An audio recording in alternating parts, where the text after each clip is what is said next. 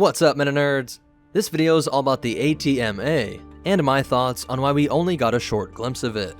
ATMA stands for All Terrain Mobile Artillery, named for these two enormous guns located right here.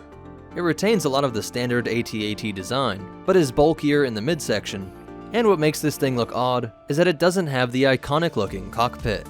By looking at the ATM-6, you can see how they combined this ATMA and the AT-AT, taking it down to just having one large forward-facing gun, and trying to incorporate the more animalistic stance of the MA.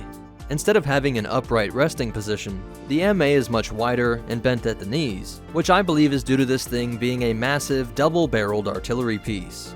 The AT-AT has proven that it has problems with flexibility, so it makes sense that in order to have your mobile artillery platform be able to drop fire onto any position, you would want it to adjust into as many different angles as possible, dropping the rear of this walker to the ground, something that you won't see an AT-AT recover from. If you look close, there appear to be some smaller anti-personnel laser cannons located here, which would come in handy if a small strike team was trying to sneak past your lines and eliminate your artillery. This may also explain why the cockpit is not some large, prominent room sticking out up front. I believe that we are looking at a design that tried to learn from the mistakes of previous walkers, with perhaps the most egregious offender being the AT-TE, for the first time making it so the crew can fire remotely, instead of being the first thing to get hit by incoming fire. If the ATMA was firing far downrange, this cockpit would be deep in the belly of the beast, making the inevitable bombing runs less likely to take them out. We already know that the AT-AT's armor was so good that you had to trip it, or hit it in the weaker cockpit coupling area, so the ATMA removes both of these concerns, with its wider stance and internally located cockpit. Why this area is so large if it wasn't a transport may just be a sign of how incredibly powerful those artillery pieces are, and may be storage for physical rounds that it fired. It is possible to plot the trajectory of plasma rounds being fired, as even the energized Tabana gas bolts that are fired from most vehicles do contain mass, and will thus react to conditions on the planet that will pull it down to the surface. But I think it's a cool thing to consider that this mobile artillery could be like the mass accelerator gun that we see on the AT-TE, which used actual shells.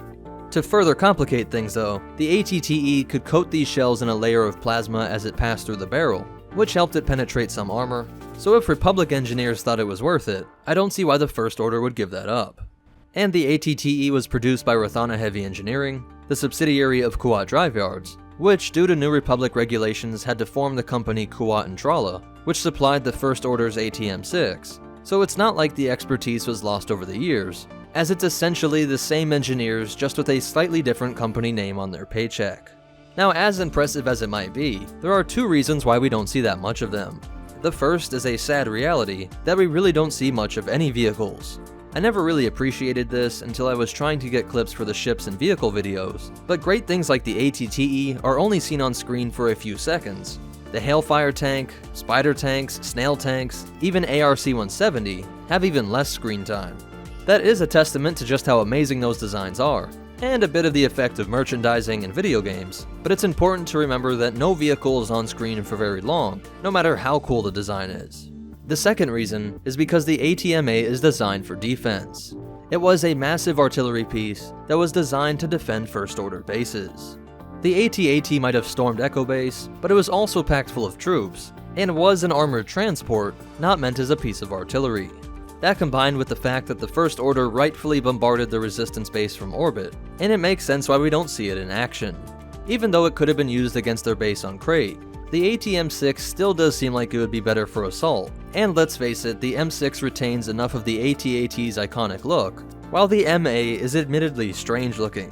So that's it for the ATMA, and the only cool behind the scenes facts is that there were several of these located across Starkiller base, not just up on the staging area, and they were transported around the galaxy via the Resurgent-class Star Destroyer.